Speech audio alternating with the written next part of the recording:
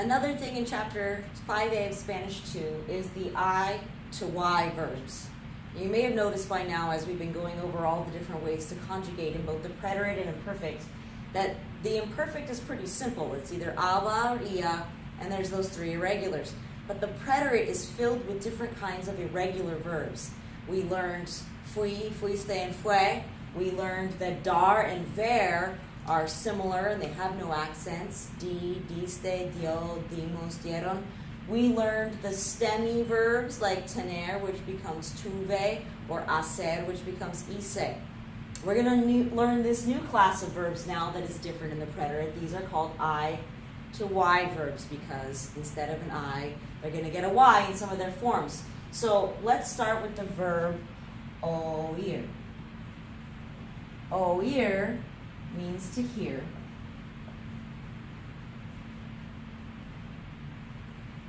In the preterite tense, when we conjugate this to say that I heard something in the past, the yo form is oí. There's nothing irregular about that. We took off the IR and we added the ending for any other IR verb. Oí makes sense. Totally normal so far. Then we have oíste. But in the to form, it's going to get this accent here because we want to separate the sound of the O and I. If we didn't have the accent there and we wanted to just pronounce the word like this, I don't know if any of you are good at reading Spanish phonetically, but this says oíste. We don't want it to say oíste. We want this to sound like the ending of a preterite verb. So it needs to be oíste. So that accent just separates those vowels for us. Let's come back to the LAF form in just a second. This is where we're going to find out why it's called an I to Y verb. Let's take another look though. Let's look at the nosotros form. Oímos. Same deal that we ran into here. This just says oímos. We don't want it to say oímos. We want it to be oímos. So to separate the sound instead of a dot, you're going to have an accent there and make it nice and pronounced. Oímos. And oísteis.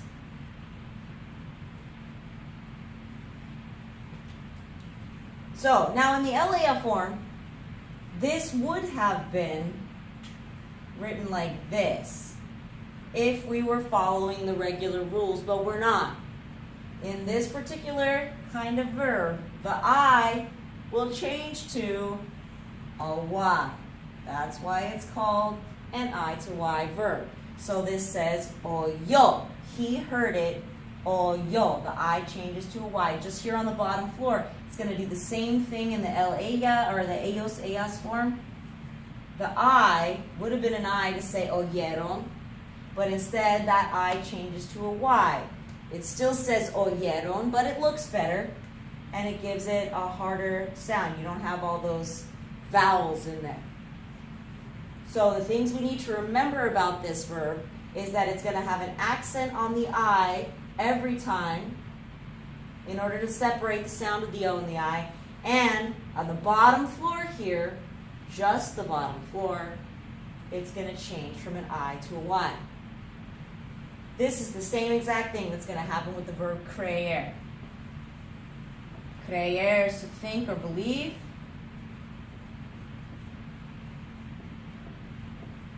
And it's going to be conjugated just like oír. So I believed something, I thought something in the past, creí, creíste, with the accent to separate the sounds. Without it, it says creíste. That doesn't sound like an ending for a preterite verb, so we have the accent to separate the sound. Creyó, with a Y. Creímos.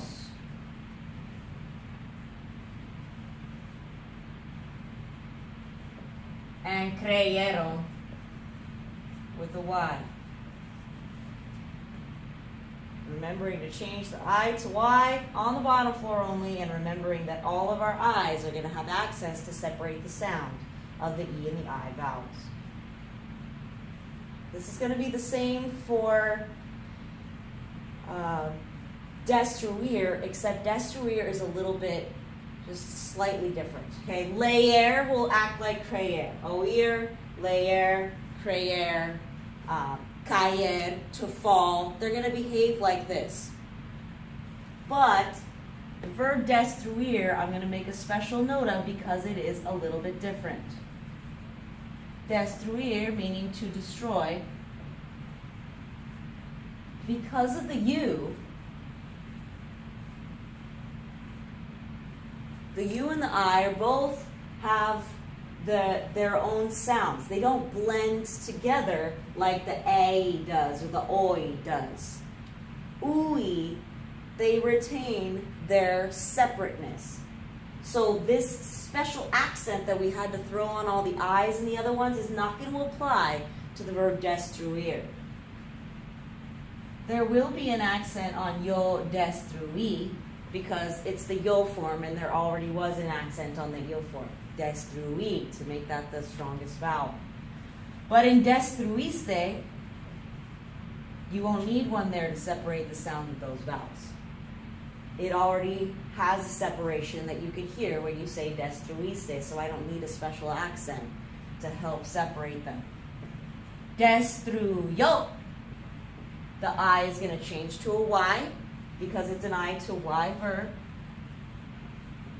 Destruimos, once again, no accent needed to separate the sounds there. And destruyeron with a Y instead of an I at the bottom there. I would love to give you guys an opportunity to try the verb caerse.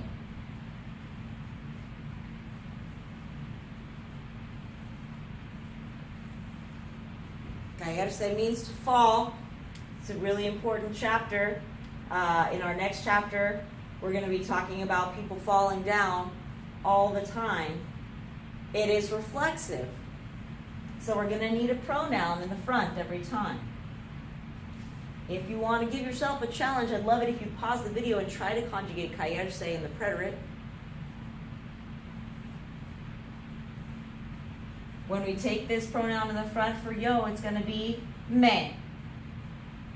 And then we're left with just caer, which becomes caí. I fell. Te caíste. We need that accent so it doesn't just say caíste.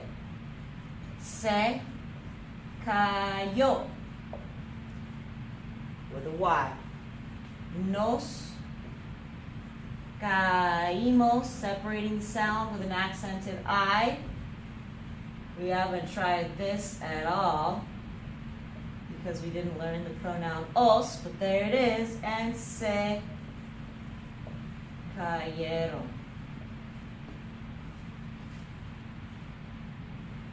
So when we get to the I to I verbs in the preterite, this is just another irregularity in our conjugation of preterite verbs.